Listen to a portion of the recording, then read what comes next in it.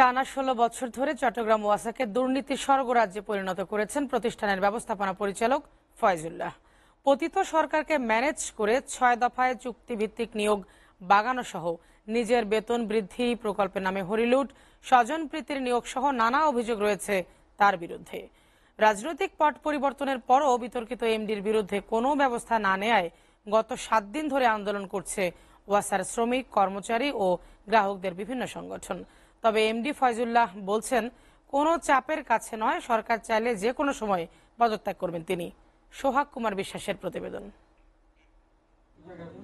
স্বৈরাচার আওয়ামী লীগ সরকার ক্ষমতায় আসার পর রাজনৈতিক বিবেচনায় ২০০৯ সালে চট্টগ্রাম ওয়াসার চেয়ারম্যান পদে ১ বছরের জন্য চুক্তিভিত্তিক নিয়োগ পান একেএম ফয়জুল্লাহ।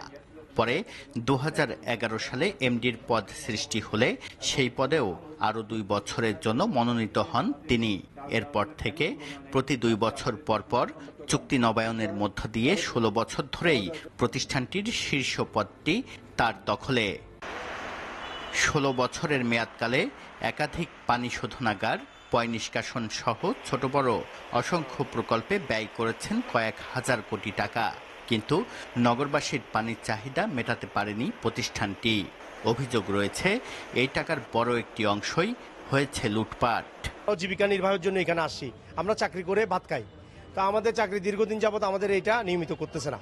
শ্রমিক আইন অনুযায়ী ৯০ দিন চাকরি করার পরে স্থায়ীকরণ করতে হয়।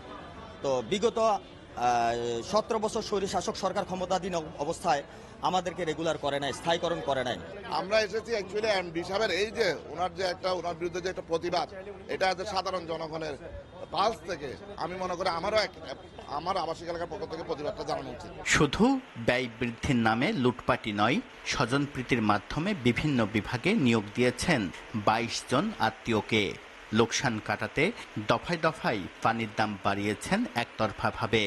পাহাড় সম অভিযোগ থাকার পরও রাজনৈতিক বিবেচনায় এতদিন তার বিরুদ্ধে ব্যবস্থা নেয়নি পতিত আওয়ামী লীগ সরকার। পরিবর্তিত রাজনৈতিক পরিস্থিতিতেও তিনি বহাল থাকায় আন্দোলনে নেমেছেন গ্রাহক ও শ্রমিক কর্মচারীরা।